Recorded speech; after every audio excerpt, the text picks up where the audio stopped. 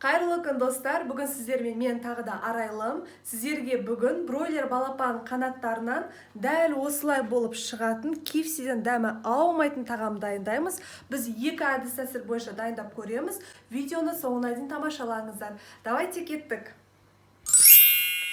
Бізге керегі достар ең алдымен бройлер балапан қанаттары, одан соң маринадтауға паприка, қара бұрыш, қызыл бұрыш. Біз оны қуыруға арналған екі әдіс тәсіл арқылы жасап көреміз. Мына жерде бізде ұн, крахмал және де паприка. Мынау бізде, міне, көріп алыңыздар.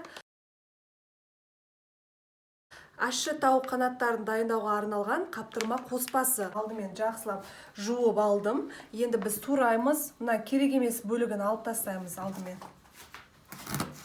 Мына бөлігі бізге керек емес. Дәл осылай ортасынан бөліп шығамыз. Осылай. Барлығын турап шығамыз.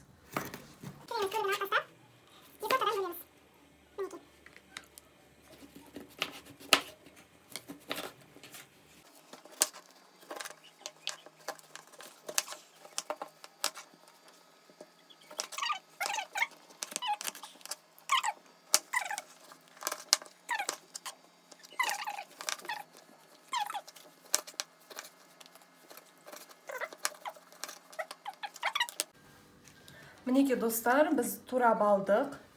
Енді біз бұны маринадтаймыз. Ең алдымен суымызды, қарапайым суды құйып ыдысқа бізге керекті дәмдеуіштерді қосамыз. Енді араластырамыз.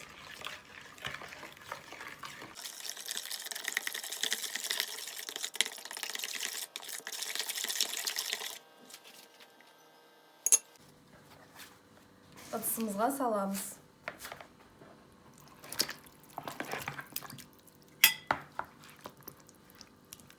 Араластырып жіберейік. Бетін жауып, кемінде 2-3 сағатқа қалдыруларыңыз керек. Міне достар, 2 сағат өтіп шықты. Енді мен қазір суын төгіп тастаймын. Міне суын төгіп тастадым. Енді біз қуырып алуға дайындаймыз. Бірінші әдіс тәсілі. Мына ұн, крахмал және де паприка. Ұнға араластырамыз. Көз мөлшерлеп салып жатыр. Әдемі түс беру үшін паприканы салдым. Енді крахмалды қазір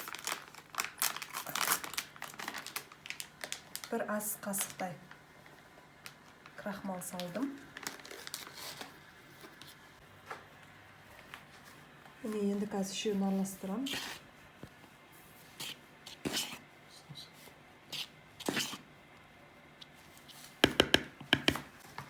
Ең бірінші қанаттарын алып, ұнға малып аламыз.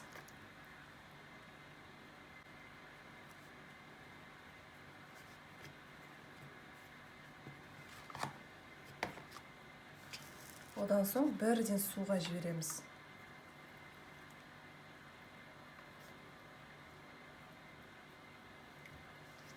Міне осылай көпіршіктер шығады.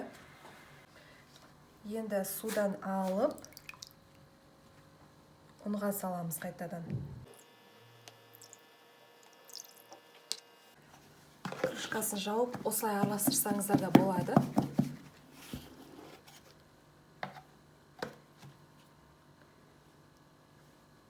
Енді осылай қойып шығамыз қуырып алуға.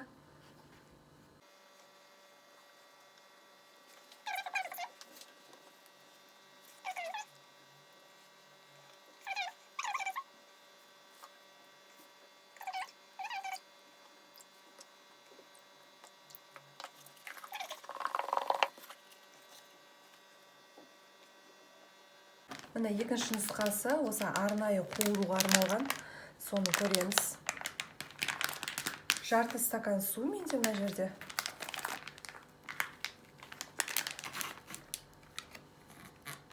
Жарты стакан суға. Так. 1,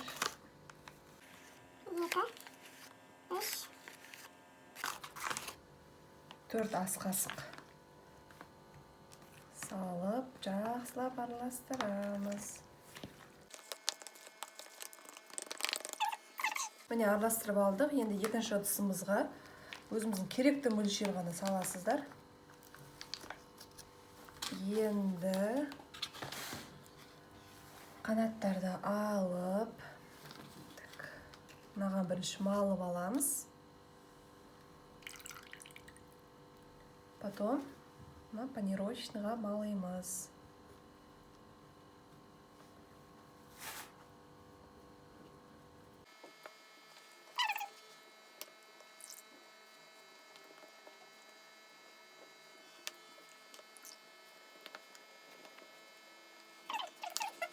Майымыз қызып алды.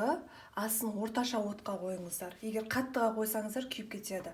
Ең бірінші біз қатты ашысын қорып көрейін деп жатырмыз.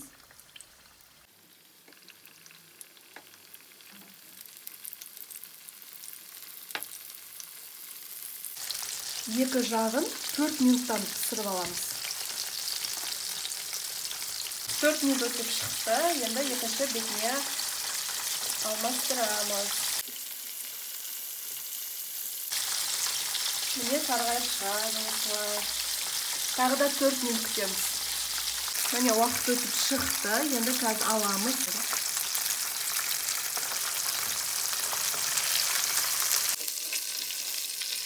Иісі деген күшті шығып тұр пока.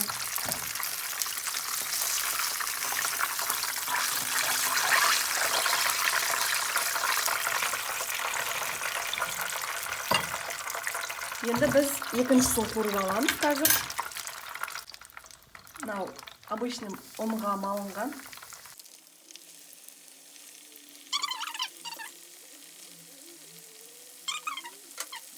Біз бұны 5 минутта пісіріп алдық. То есть қуырып алдық. Енді екінші бетіне алмастырып шығамыз. Мынаның иісі кепсиға ұқсаған емес, ал мынаның түрі кепсиға ұқсайды екен. Міне.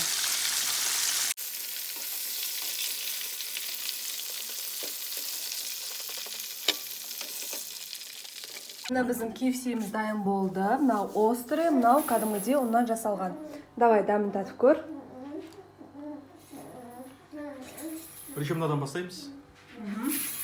Бұл ашысы.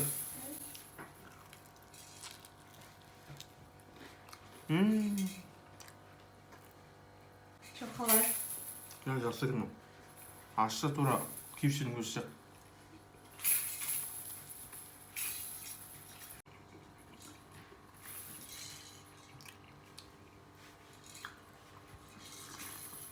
Енді мынаның дәмін татып көр. Ал достар, екіншісінен бастаймыз.